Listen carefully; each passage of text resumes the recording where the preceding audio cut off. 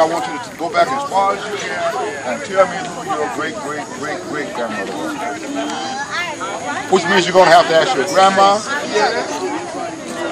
got a name. Excuse me, she got a name. Now, let me ask, where are you now in your memory in this area right here? Just remember this. Hold it. We're going to stop right here for a moment. Everybody, so we can get some history in here in this particular area. Now, on this side, as we go down towards Northside Drive, that used to be called Davis Street. Right. Now, if you come back up this way, that's where Thornton Funeral Home was on right there. Right. And then you had Tatum's Fish Market. Right. And then across from that, we had Joe, the Shine and Shoe. And the old Lincoln and Joy shoe shop was on this corner. There was a Lincoln Theater. The Lincoln Theater was on this corner now. Right. Where was Wright's Cafe? There was a cafe, right? No, Lucas Grill was up there. Yeah. Yeah, somewhere. Yeah, Lucas Grill, you had Subette Beauty Shop, right. Right. Those women were sisters that ran that beauty shop. Then you It was Subette. had Griffin Bible College. Griffin's Bible College was in here. That's history that's gone. I said that's history that's gone because of integration. Right, because we have this motel over here. Oh, here's the water. We need to be pouring the water. We need to be pouring the water. Well, what was the motel over here? It was the motel over here on University. That was the name of it. University Motel. Yeah, University Motel. One guy used to own that Wilson. Wilson owned that because he owned the Wilson Gas Company that was in front of the Magnolia Ballroom. Yeah. Horace Wilson. Yeah. Horace Wilson. And the Magnolia Ballroom was owned by Dr. Richard Hackness. Yeah. And behind the Magnolia Ballroom, Dr. Billings.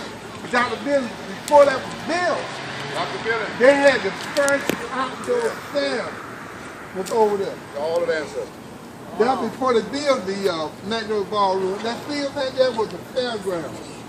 There used to be a Ferris wheel back there. Yeah. It was a Ferris wheel.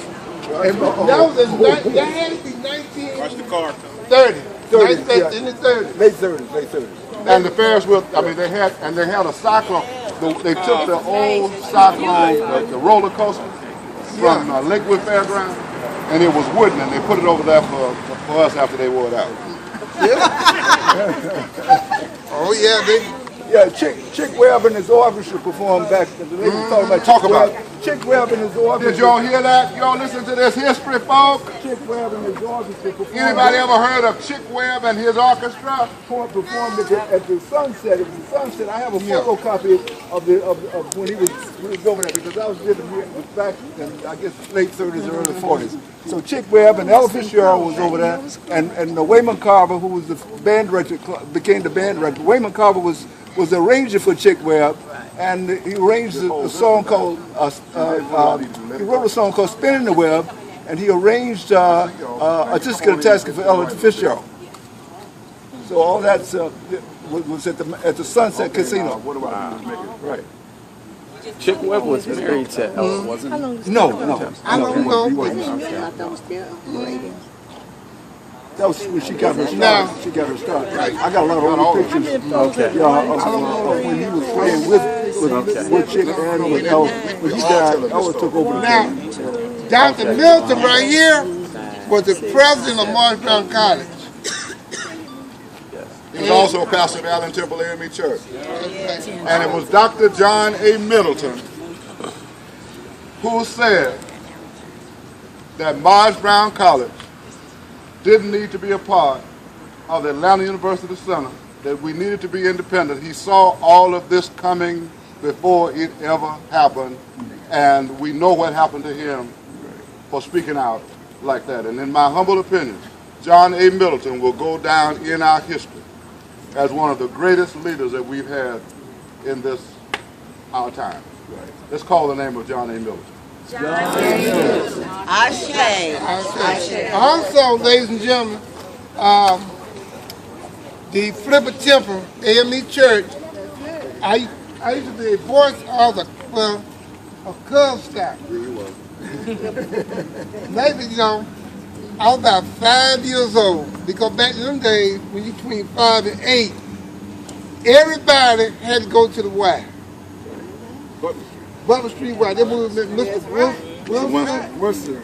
I was there. Right, that's where I learned how to swim That's there. right, over there. And then we go around on Saturday, go around the Royal Theater, Yeah. catch the shoot 'em up. Yeah. And then don't forget the Ashby Theater. Yeah. And all the boys And the Royal. and all the boys swam naked. That's right. That's right. She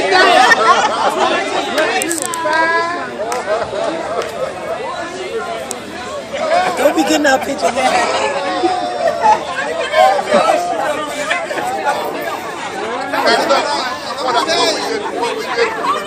What we didn't say about when I tell people that we went to the Phyllis Weekly YWCA, they had a group over there called the Supreme Team that was operated by a woman named Geraldine Fisher. That was Miss Driscoll, Marguerite Butler, Sujette Fountain Crank, who was Bishop Fountain's daughter, was a director there, and there were many programs for our young people. Every organization, every social club, every church that had a tea or whatever function on the west side, it was either in the Birch Room, at Dr. McLendon's place, or either here at the Phyllis Weekly YWCA. And also on that note right there, at EA Ware, we have We're going to tell that when we get around now. We're coming around now.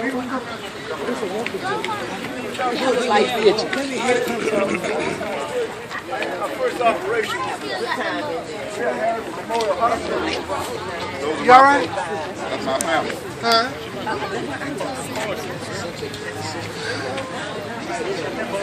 From Harris Memorial Hospital.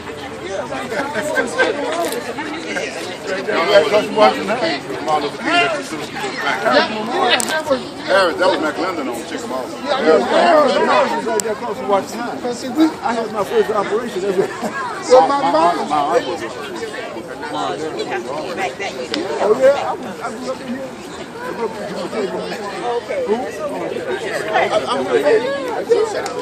She ran the hospital. She didn't say that. You remember all those, and those folks are turning over in their graves now. About what's going on. They are turning, literally turning over in their graves. And we don't care anymore about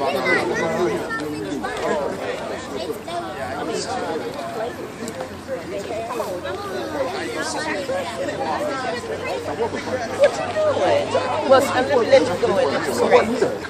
this week was not here. That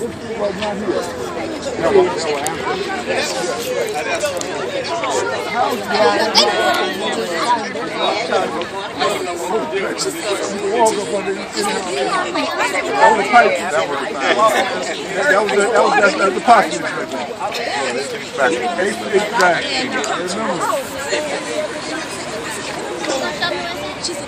I need that napkin. No, I'm talking about our conversation. No, I'm just about our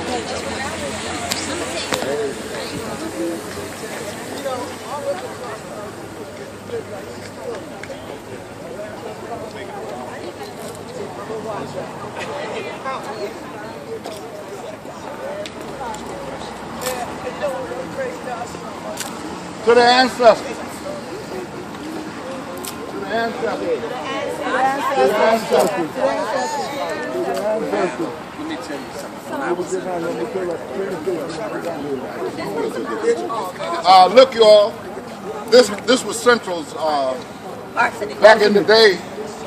Back in the day, for the younger ones of you, every church in the community had a parsonage, and the pastors who served those congregations lived among the people that they served, which meant that they were available 365 days a year, 24 hours a day, because you knew that you could go and knock on Reverend so-and-so's door. Macmillan and Macmillan. L. Scott Allen right there. Reverend A.S. Dickinson. Yeah, that's right. To the ancestors. To the ancestors. But the sign ain't got dry yet. I guess they get paid over those. They were going to open the door here for me.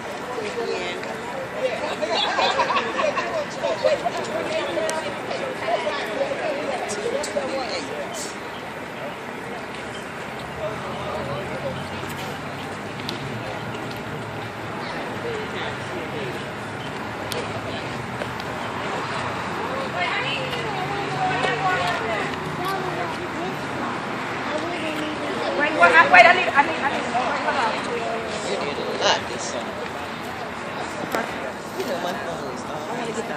Can we gather over here for a moment, please? This is some vital history that needs to be told here.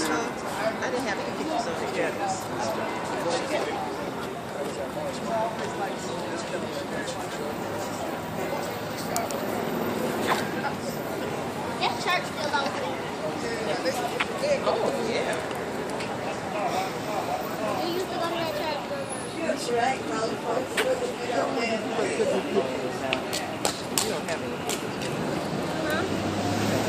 Can we just gather in quickly on this side, ladies and gentlemen? Everybody come on this side.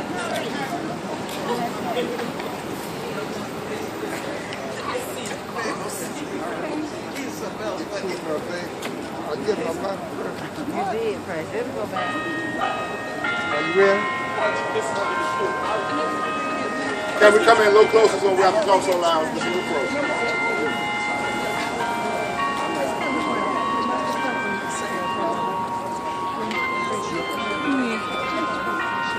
This is Central. When it was organized, it was Central Methodist Episcopal Church. The United thing came about years later. The name Central is here, and I'm telling this story because we need to know this. This church was on Central Avenue downtown on the corner of Martin Luther King and Central Avenue, and was displaced and was pushed to this side of town in 1928. That's important for us to know that we were constantly pushed because we had the land downtown where Central City Park is on the corner of Auburn and Peachtree Street. That land was owned by black people. There was a woman by the name of Mary Coombs who owned that land that we tried, when the Olympics came to Atlanta, we tried to get them to place a monument there in memory of her. She sold that land to gain her husband's freedom. Wow. The name Mary Wait a minute, hold on. Can you say that again? An African woman by the name of Mary Coombs was the first woman property owner in the city of Atlanta. Mary E. Coombs. She was a member of, her family was a member of Wheat Street. The Reddings and the Coombs were members of Wheat Street Baptist Church. She sold that land to gain her husband's freedom. Now what we need to know is that we've been moved, those of us who came, from one plantation to the other, ever since we've been here. Right. In every major city, in every city in the community, in the United States, we had the most valuable real estate and property because the Europeans did not want to be in the inner city. They wanted to be where? Suburbs. In the suburbs. So they moved us this way because they did not want to be. The reason why we have Washington Park and have that area, or Vine City and those other areas, is because they did not want to live that close to Atlanta University. They didn't want the land. Now, all of a sudden, They want it. let's keep walking. You got too far to drive. And gas. I love you more. Whole little village I picked a lot of weight. of people. People lived down in here. Houses. There were houses. There were houses. There were houses all down in here where our people lived. And my dad had a wrecking company. He tore the houses down in the 60s. But these houses were in here. Oh, yeah. And Thornton Funeral Home was right along in here as well. Chuck was 5 years old. And the theater was right along this way. The Lincoln Theater was right here, y'all. The Lincoln Theater set right here. The Lincoln and Joyce Shoe Shop. What are some of the other things that were on in this area? There were little shops, little candy stores, Candy stores, bakeries, all that kind of all that kind of stuff.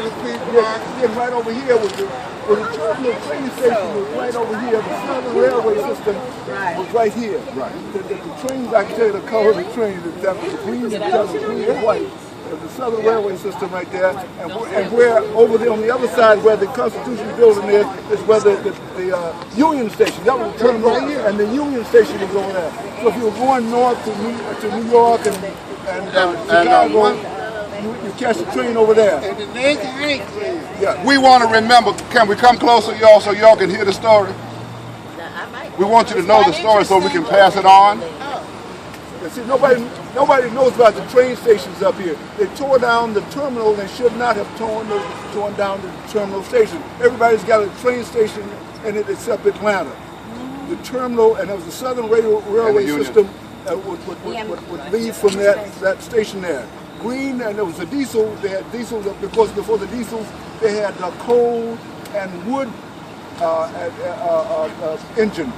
Where the diesel was something new and very modern. So we used to catch the train over here out of the Union Station to go to New York and Chicago and California, wherever we went. We caught it right over there where the Constitution building is. My dad was a Pullman porter, a coach attendant for L&N Railroad. Hey. And we used to go to the Union Station to see him off. Yeah. They had a water fountain over here that said colored. They had a water fountain over there that said white. Right. Well, I went over there and I drank some water from the white fountain. Then I went over there and I drank some water from the color fountain. And so I told my mother, I said, this water is not colored. I thought it was going to come up like punk. That's a true story. Yeah, I have my father was a cook on the railroad in St. Louis, but he was a cook on the NC and St. L Railroad. And the L&N bought out the National, and Louisville and Nashville bought out the L&N. That's the National Chattanooga and St. Louis system. So my father, we lived not too far even from this area when we moved, and he could hear the whistle sound of whatever rail. It was the 92. The various trains had various numbers.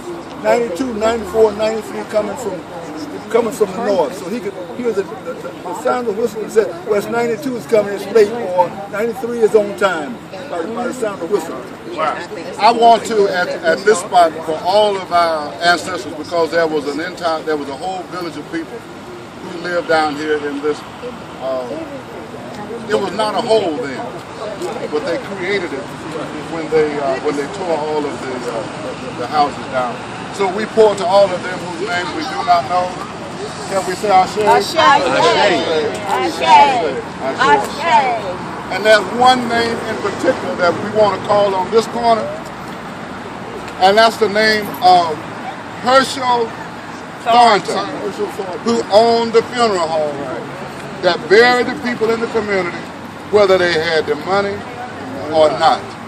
And he was a great loan person. He loaned everybody money. Right. And then you had Sellers down there was loaned until they tore that one out of there. Yeah. Juanita still alive. Roy Shine Park. Roy. We used to go down on Sunday to get our shoe shot. That's right. All the police used to come on in the black Cadillac, what they call a Black Mirage. The white police. The white police. The Black Mirage, Yeah, that was the name of the police car. Yeah, they had the They were Chrysler. They had a lot of and big old Chrysler. No, 1944. What long it was 19 something?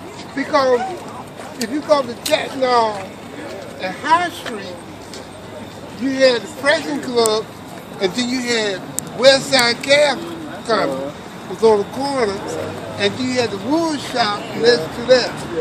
You know, these had the 1940, Let's kind of move on, y'all. 44 is what, 39 Yeah, boys. Yo, Marshall the people. Marshall them on. Yeah. Oh, I got it. Slowing it.